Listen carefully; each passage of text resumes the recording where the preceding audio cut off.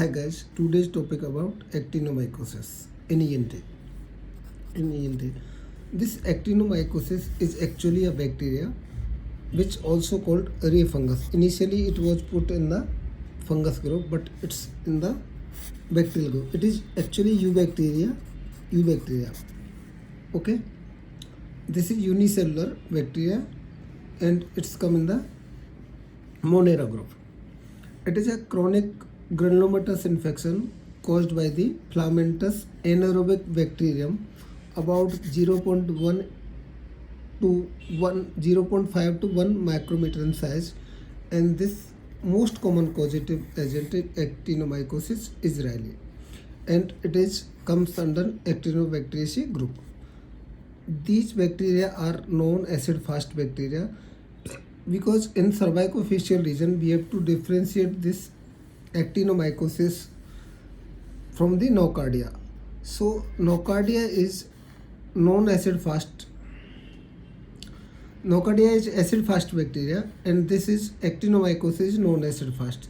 So we have to differentiate between nocardia and actinomycosis. So actinomycosis is non acid fast bacteria and nocardia is acid fast. So we can differentiate by this acid fast strain. It is a part of normal oral flora. In head and neck, common present on a mass in the cervical region, cervicofacial region. This is abscess in the cervicofacial region, that is called also lumpy disease. Lump in the neck, lumpy disease. So most commonly involve the mandibular region and may lead to mandibular osteomyelitis. Most common after teeth extraction or dental treatment. So cervicofacial disease or cervicofacial involvement most common after dental treatment, and this characterized by yellowish discharge of sulfur granule from the submandibular area. In paranasal sinuses typically present as a unilateral lesion with non-specific symptoms like sinusitis, headache, postnasal drip, congestion, rhinorrhea, and sometimes blood tinged discharge. In severe form may lead to bone and skull base destruction, facial tissue and bone destruction. On CT scan, you can see only rhinitis, non-specific rhinitis like change in the CT scan. Sulfur granules are, which is yellowish discharge from the infected tissue. It's because of conglomeration of filamentous bacteria surrounded by the biofilm. This is called sulfur granule. This is yellowish in color.